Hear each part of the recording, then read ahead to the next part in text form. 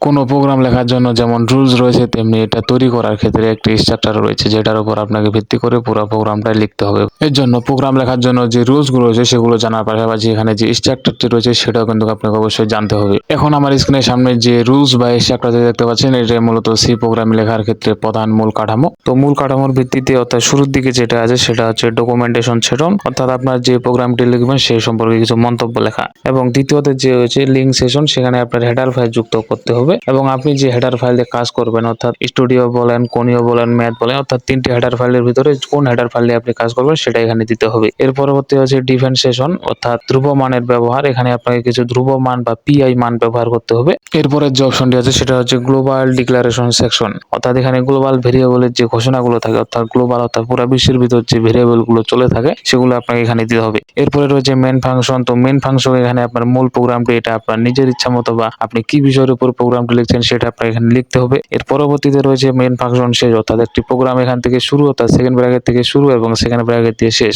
এরপরে এখানে যে সর্বশেষ অপশনটি আছে সেটা হচ্ছে সাব ফাংশন সেশন। তো এই সেশনটা সাধারণত সব প্রোগ্রামে লাগে না, কিছু কিছু প্রোগ্রামের ক্ষেত্রে লাগে। এই সাব ফাংশন সেশনটি হলো এক বা একাধিক ইউজার ডিফাইন্ড ফাংশন থাকে, তাহলে মেন ফাংশন থেকে কল করা হয়। ব্যবহারকারী কোনো ফাংশন তৈরি করে প্রোগ্রাম ব্যবহার করতে চাইলে তা মেন ফাংশনের দ্বিতীয় বন্ধনীর বাইরে তৈরি করতে হয়। এই সাব ফাংশন সেশনটা আসলে সব প্রোগ্রামের ক্ষেত্রে প্রয়োজন হয়, কিছু কিছু প্রোগ্রামের ক্ষেত্রে এই সাব ফাংশন সেশনটা ব্যবহার করা হয়। প্রাথমিকভাবে সি প্রোগ্রামের এটা একটি কাঠামো যেটার উপর ভিত্তি করে প্রোগ্রামিংটা লেখা হয়। প্রাথমিকভাবে এটা একটি কাঠামো বলা চলে। তো এটা ছিল সি প্রোগ্রামের একটি প্রাথমিকভাবে কাঠামো, যেটার উপর ভিত্তি করে প্রাথমিকভাবে সি প্রোগ্রামিং লেখা হয়। এই স্ট্রাকচার ছাড়াও আরো অনেক স্ট্রাকচার আছে যেগুলোর উপর ভিত্তি করে সি প্রোগ্রামিং লেখা হয়।